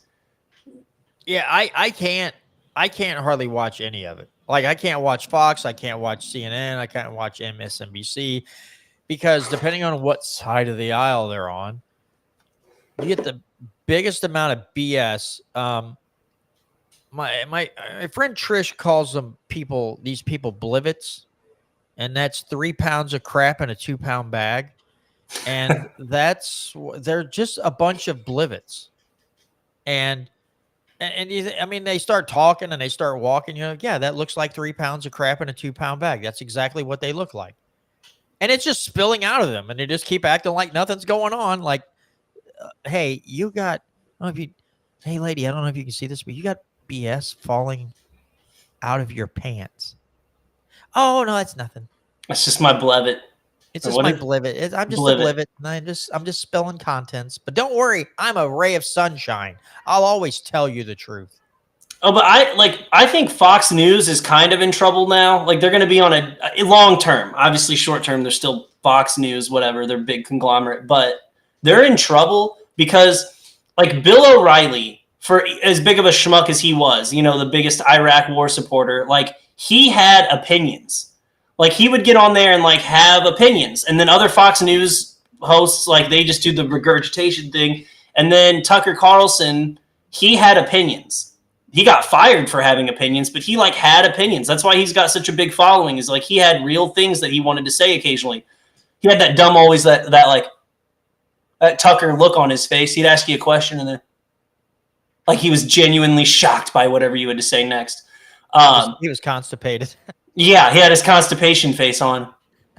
But now the guy they have to fill that spot, like their prime time, give me the news guy, is Jesse Waters. And talk about just the most cookie cutter Fox News guy you could possibly have.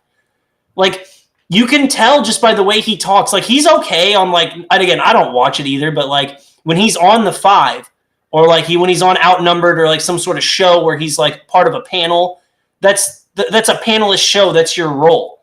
But when you've got, like, that primetime nightly spot, you have the opportunity to do the Tucker Carlson thing. To be like in 2020, Tucker was big because he was like, I would love to tell everybody that the Democrats rigged this election, but I'm going to have to start seeing some evidence first. And obviously you had like the war in Russia and all the vaccines and COVID stuff. And like now Fox News doesn't have a narrative breaker anymore. And so I think with not having anybody to replace Tucker in the wings like they did, because they didn't, they just promoted the next guy up. They're in real trouble. They're even more of an echo chamber than they were before. I'm waiting for this video to queue up. It's Mark Levin. So this is going to be, speaking of just stupid coming out of people's mouth, I was just like looking up because I couldn't remember Sean Hannity's last name. I don't know why. The guy's a schmuck and he's a schmuck, but let me if this freaking ad would ever just go away. All right, let's play Mark Levin, because that guy, talk about an Israel but A toady. A toady. Let's listen to the nasally sound, if you dare, of Mark Levin. Let's see what he has to say. Of life, liberty, Levin. We call him the great one, Mark Levin. Thank me. God bless us. Mark, truly historic in so many ways. I'm good. I gave my reasons how I think he was able to make this happen. Certainly taking out Iran's nuclear sites at the top of the list, saying that he would obliterate Hamas at the top of the list. I want your thoughts. Well, the first thing that had to happen was military action, power, because that's a rough neighborhood and talk goes so far, but they've been talking there for centuries. So finally, Israel decided under their great prime minister that they weren't going to put up with this anymore. There would be no premature ceasefires. And something happened that we've never seen before, ever, in the Middle East. You had this tiny little country defeat Hezbollah in Lebanon. 12 days, they defeated Iran. They were defeating Hamas and had them surrounded. We've never seen anything like this. Once Biden was out of office, they were getting the arms from Trump. They were getting the support from Trump, 100%. Israel demonstrated, and the Jews there, that they could defend themselves and destroy these terrorist entities and so forth. And the truth of the matter is this. Donald Trump came in, took out those nuclear sites. That was crucial. That was crucial for our protection, Israel's protection, the region's protections, the world's protection. And the Arabs saw that, the Muslims saw that, they all saw it, and they started to shake. And they were very nervous, and they knew Trump meant business. Why? Because the Democrats were opposed to it, the media were opposed to it, our Neanderthal isolationists were opposed to it, probably some of his advisors were opposed to it. So he demonstrated when he wanted to be, he could be George S. Patton. And that's exactly what he did. And he gave them warnings, and he gave others warnings. And I think they decided then, and the president said, it wasn't about Israel hitting Qatar. It was when he hit those sites. They decided, we better saddle up to this guy. We better listen to what he has to say. He wants to talk about peace. He doesn't want to pursue the military. You had a tremendous partnership with Netanyahu and with Trump. These are two truly unique statesmen.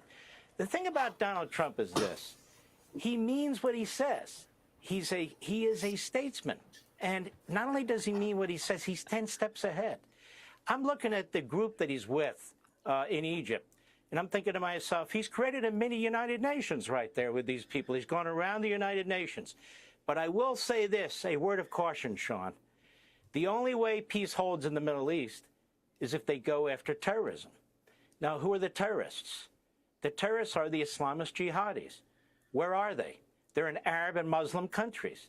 So unless the Arab and Muslim countries control the terrorists within their borders, some of them are afraid of them, some of them acquiesce to them, some of them fund them, and we can't pretend otherwise, there will not be a lasting peace. We're not defunding our counterterrorism activity. The world's not doing that. We didn't say, great, we have peace, so therefore what we will do is defund all of our efforts to protect ourselves from terrorists. No. The same thing goes on in the Middle East. So I think Donald Trump is uniquely positioned with all those folks from these Muslim and Arab countries. It's not Israel that'll break the peace. It's Israel that will defend itself. It's the Islamists and the jihadis. One other thing. Trump actually reminds me of Israel. I'll tell you why. Israel only attacks as a counterattack. It doesn't attack first. It attacks when it's attacked. Donald Trump is a nice guy, but if you attack him, he's a counterpuncher. It's the same thing. So I am still concerned about Hamas. I don't quite understand phase 2 yet. Hamas is in there killing people right now as we speak. Hamas is saying they refuse to disarm. So now it's the work of the Arab countries and the Muslim countries who said they would do something about it. Israel did its part. It's lost its soldiers. It was prepared to destroy Hamas. Now it's going to take Qatar and Saudi Arabia, Turkey, Egypt, and the other countries to disarm them and to demilitarize Gaza. If they do that, I think this has a real shot at working. If the pressure's all on us in Israel, I'm not so sure. But I do know this, Donald Trump's in charge, so I have a feeling it's going to work out. I think it is too. One aspect of this is Israel was not the only country in the region that was afraid of a nuclear-armed Iran and Iranian hegemony in the region. All of these countries were afraid. So by taking out those nuclear sites and taking that off the table, that enabled the president to build up these coalitions. And now, you know, while for decades they have wanted no part of the solution, now they're more willing to get involved. So that does give me a lot of hope. How about you? 100%. Look what Donald Trump has done. He's built up the United States military for the second time he's had to do it, right? What else has he done? He's made it clear that he wants peace, not war, but he'll do what he has to do in targeted situations to get to that. And again, I point to Iran. He negotiated with Iran. They negotiated with Iran. Iran was dragging its feet. Nobody believed he would do what he did, and he did it. And he did it. And he did it so fast, with lightning speed, with such precision, using our technology and so forth, and compare him to Biden. Biden was literally paying the Iranians to build nuclear weapons.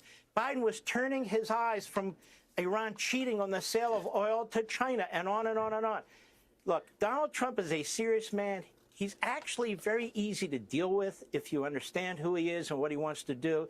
But if you're a terrorist, or if you're a genocidal regime, and you're going to hurt the United States or hurt one of our allies, he's going to be your worst enemy. All right, so good Lord. He literally, like, I'm not even, between him and Hannity, I don't think they said one factually correct thing. No. But there might be, they had like a hint, they had half truths in there, but I don't think between the two of them they even said one that was something that was from start to beginning completely true. Not to mention that Mark Levin and Sean Hannity together is enough to drive someone insane. I think that in Guantanamo Bay, if you want some answers, you just put that on repeat. And in about, 40 minutes, 50 minutes, they'll be banging on the door, begging to give up their secrets. That was incredibly hard to watch. Yeah, that was a Blivet in another way. That was several decades of crap in 7 minutes, in a 7-minute bag. That was multiple decades of BS and just absolute BS lies. Stuff. Everyone, 7-minute bag. Everyone is now dumber for having heard it, and may God have mercy on their souls. I'm telling you, dude. I hear this stuff. It's the minute Levin starts talking anything about Israel, hands down, it is going to be some of the most ridiculous propagandized crap you've ever heard in your entire life. It is going to be absolutely horrible. And you're just going to be like, wow, I feel like I need multiple stiff drinks, and I need to also gouge out my eardrums so I never have to hear that again. Because yes, my IQ just dipped 20 points. I don't know about the rest of y'all out there and who's ever watching or listening to this, but I am not that smart. So I don't have the brain cells to just sacrifice to the Levins and the Hannitys of the world. I have to do it in very small, minute amounts at a time. Or I'm going to wake up one morning and I won't be able to tie my shoes because they've just made me that dumb. It's been such a shift. Yes, the people in power, a lot of them are very pro-war, but the people across multiple countries there has really been an outcry to stop this nonsense between Israel and Palestine. And in the public eye, I believe they were losing the war on the minds of the people. People were like, dude, this is enough. you know, you get on the internet, you look for very long, you're going to see video, you're going to see photos of all the things that's happened in Gaza to the Palestinians. And anybody with an iota of a heart or a soul after a while goes, yeah, I think we've seen enough. And it doesn't matter. You know, they talk about right wing people like Tucker and some of these, people are being paid by Qatar to say this stuff. It's like, okay, how many influencers out there are pro-Israel who are getting paid money? And then come to find out, not Daryl Cooper. Who's the one that was on with Dave Smith on Joe Rogan? The idiot. Douglas Murray. He was writing. You can say he was writing for the speechwriter for the Israeli ambassador to the UN. Now it's come out that he is writing speeches for foreign countries, and he was, well, how do you know if you haven't been there, if you haven't seen it? How do you? And all the while, this guy's a paid speechwriter for foreign countries. So it's like, I guess all that stuff you said really doesn't hold any water now. Because now you're a paid, we know for sure you're a paid stooge. So yeah, Douglas Murray can take all those talking points and shove them where the sun doesn't shine. And so can Levin, and so can Hannity's, and everybody else out there, Josh Hammer, all these other people can go stuff it. And then you can listen to the people like Tucker and some of the others out there that are putting, Scott Horton, all these people who go around and really gather a lot of facts and read a lot of stuff. And they don't just put information out there for the benefit of a foreign country. They put it out. The people who you're getting your information from, who are telling you all sides of the story, right? They're putting information out for the benefit of humanity. It's the people who want to just spout whatever. It doesn't matter if it's Ukraine. It doesn't matter if it's Israel. If it's everything's pro-Israel, pro-Ukraine, on and on and on and on. They don't talk about the other side ever. Then you have to take everything they say with a grain of salt. You should see that it's slanted in one direction, and that you should automatically just kind of back off and go, I feel like you're leaving some information out here. I'm sure you are. You're leaving a lot of important details out. And so those people you should just kind of maybe not ignore, but don't listen to what they have to say. Go, well, that has to be it because he said he's an expert. He said he's an expert. So he must be right. I mean, I think we've had enough instances and examples over the last, 5 years alone that shows you should not just take what an expert has to say and then regurgitate it to your friends and pat yourself on the back. Again, Mark Levin, especially when he gets on a rant on the radio, that's like someone with the world's longest fingernails just running them across an old classroom chalkboard.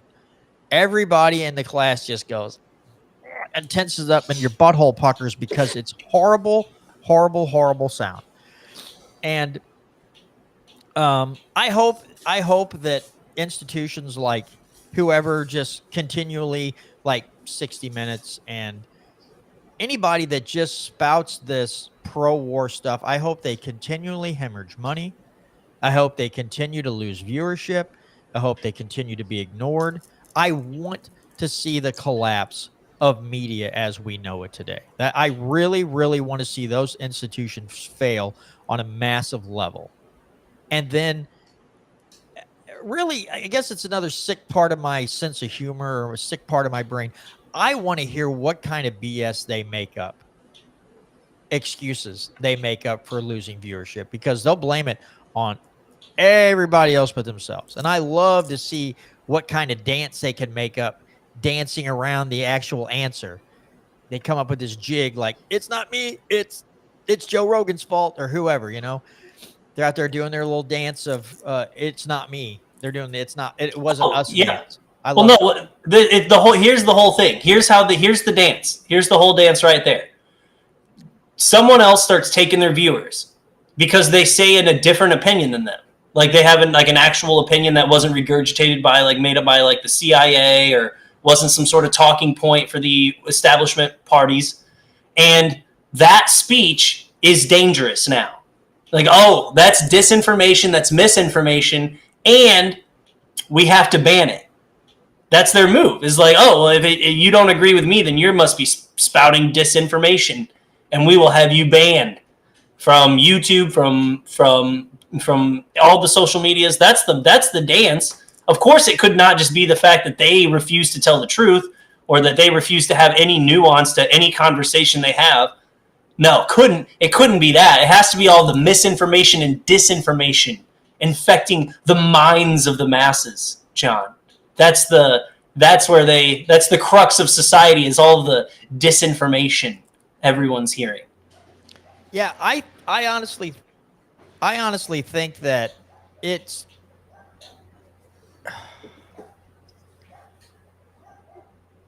something we need to continue to celebrate when we see these big time hosts like losing their jobs, losing sponsorships. Don Lemon comes to mind. Yeah. When Don Lemon gets kicked off, when Chris Cuomo loses his job. Who was that gal that recently got let go too? And then Rachel Maddow's like, well, it was all racism. I can't remember her name. Oh, Joy Behar? Or no, Joy Reid. Joy Reid Behar. She's not a minority. Well, she's another. She's a kook, but she's not a minority. She's a minority in the fact that it's hard to be that stupid. But that's the only minority she is. But I just want to continue to see those people lose their jobs and then try to move to the podcast world and still fail because the messaging is so far removed from reality that people are like, dude, you're doing this again? Like you're really trying again?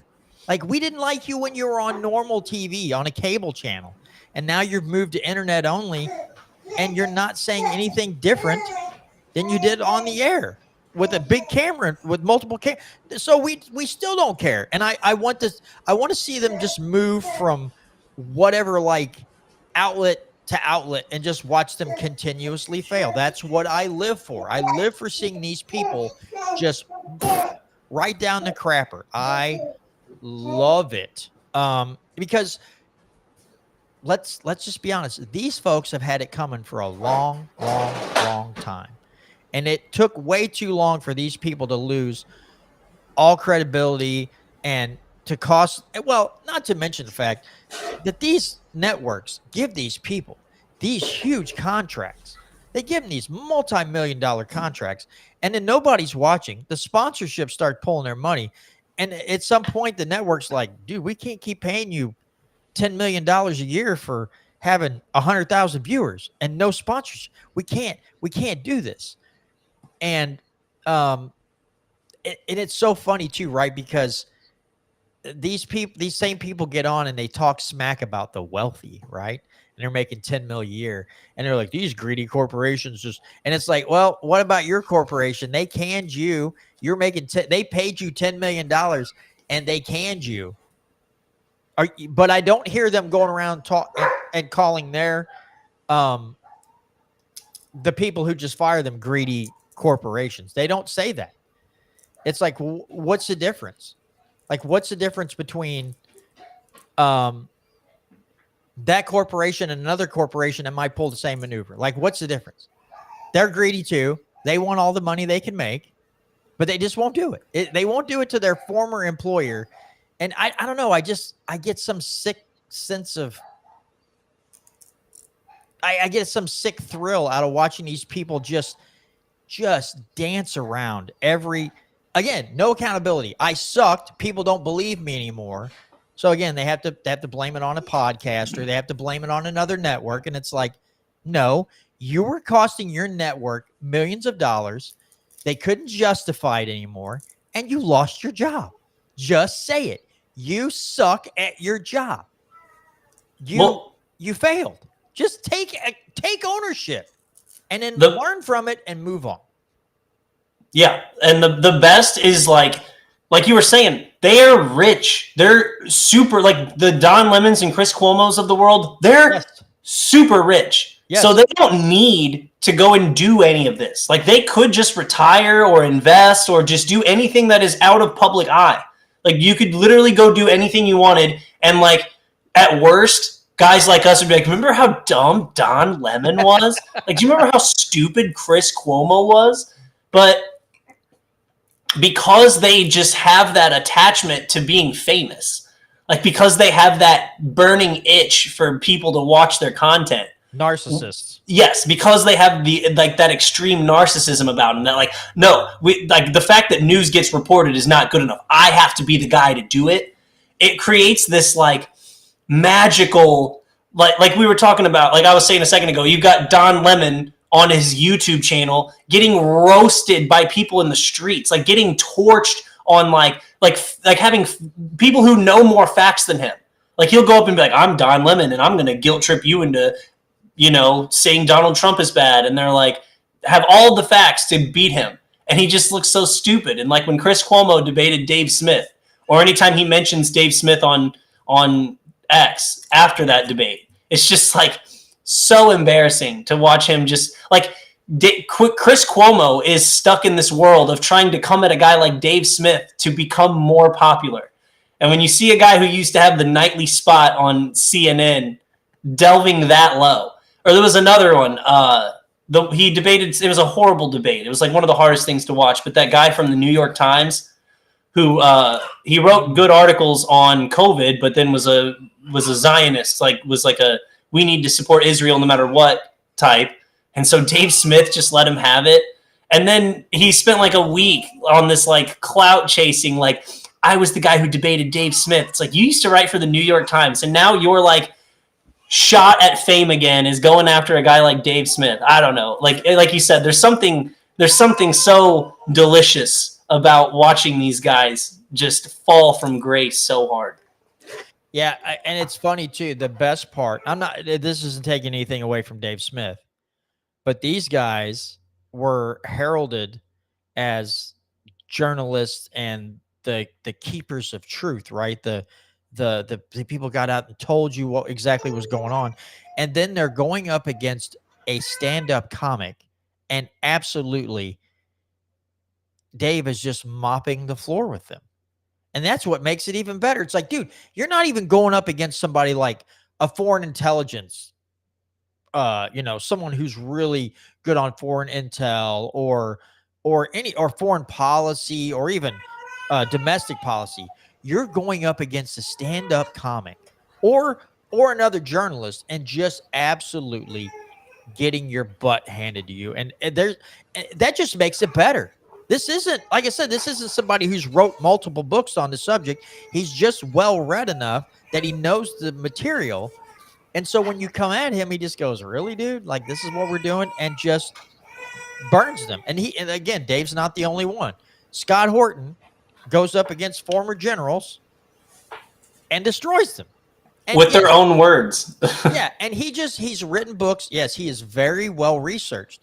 And I guess you would call him like a foreign policy expert, right? But he's never worked in government a day of his life. And these people come out and they're like, I'm going to show this guy. I'm going to hammer him relentlessly. And then they just get bludgeoned with facts. And it's great because they don't know how to handle it. They have to turn around and they have to depend on people who fall for their crap to get on X and try to be like, oh man, he really took Dave or Scott or somebody down. And the other 90% of the people are like, did you even watch that? There's no way on God's green earth you can say so-and-so beat Dave or so-and-so beat Scott. You can't say that. That's just completely false. And I think that's the other part that's funny is they can't even come up and say, oh yeah, did you see the way I blessed? They have to depend on their little cult following to try to stick up for them in social media. But all the normal people go, I don't know what you watched.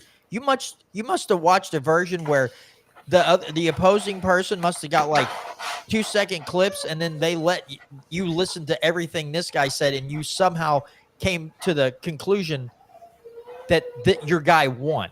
They can't even defend themselves in the public eye worth a hoot, and they just get destroyed by the people, by their debate opponent, everything else. It is just magical to watch, and I just hope they keep trying to win the minds of Americans and just keep getting nuked from orbital. I really, yeah, I do get a big joy out of watching that and watching that all unfold. So I guess one thing I want to bring up really quick before we get off of here is what's happening in Russia? Like, have you heard anything about? I mean, as far as I know, there's 2 sovereign nations still at war, and like 2 months ago, we were supposed to be getting closer to a peace deal. Have you heard anything? I've just been seeing little snippets of Russia did this and Russia did that. That's all I'm seeing. Like, So- supposedly doing these horrible things, but it's not in the news at all. And so, real quick to wrap up the show, do you think it's just because no one cares? It like the American public doesn't care anymore? I think the news in part like determines what the people care about. Like there's like they could write the story and then people would stay interested in it. And I'm sure I'm sure that has a little bit to do with that. It's like when they post things on the war, it gets less clicks. But I just mean in general, like our media has no desire to end this conflict. Like they could be pressing the issue and they choose not to also. And I mean, I don't know. It's just when you like because Israel and Gaza got so much attention, I'm like, America is still funding to the tune of billions of dollars a major conflict. Where like a month ago, Trump was like, "Yeah, I parked a nuclear submarine right outside of Russia, just because I felt like it, to see what they would do." Now here's and now no one's talking like even people who bash Trump. They're not like talking about how Trump has botched a Russia peace deal or nothing. No one's mentioning it. I guess the war powers are content. Like, dude, if we don't have to talk about this and people are still going to let us get away with it. Now this comes from Newsweek. Real quick to end the show.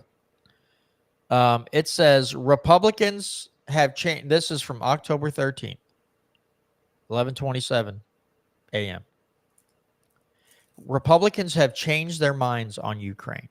It says Republican support for U.S. military aid to Ukraine has risen this year in polling, which comes amid reporting that Washington is giving Kyiv intelligence to conduct strikes inside Russia. A poll by Harris-X and Harvard has found more Republican voters than Democrats support arming Ukraine and sanctioning Russia, as surveys show growing GOP support for Kyiv amid President Donald Trump stepping up of criticism of Vladimir Putin. It comes as the FT reported that Washington has been helping Ukraine carry out long-range strikes on Russian energy facilities amid speculation over whether the Trump administration will give Kyiv Tomahawk missiles that can strike deep within Russia. I did hear that the other day. He's considering giving them Tomahawks. Zev Feintuk, I don't know, head of research and intelligence at security firm Global Guardian, there's a red flag, told Newsweek that the U.S. president has likely decided that Russia is not likely to win and has manufactured consent among his base to provide Kyiv with more support. So that's from the New York Times, posted yesterday. So wait. We're back on the Ukraine can win? Ukraine train. I guess so. Oh, man. Boy.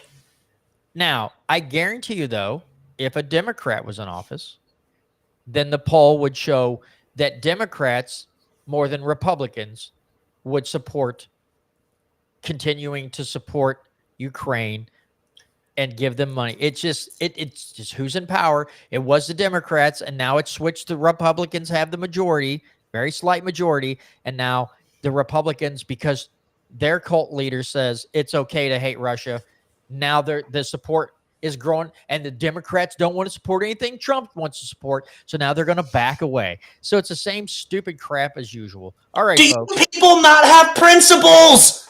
No, not at all. All right, folks, that's going to do it for this week's edition of the Missouri Liberty Report. Again, hopefully we'll have Vincent Cooper on next week to talk about his whole to-do in Cameron, Missouri, with the local school board and what the kind of hell they put him through. So if that stays true and he is able to join us, please, please, please join us next week right here on YouTube, Rumble, and Facebook at 6:30 p.m. with Brandon and Vincent Cooper and I to talk about this craziness. This stuff's going to blow your mind, folks. But again, I hope like heck to see you all right back here next week for another edition of the Missouri Liberty Report. All right.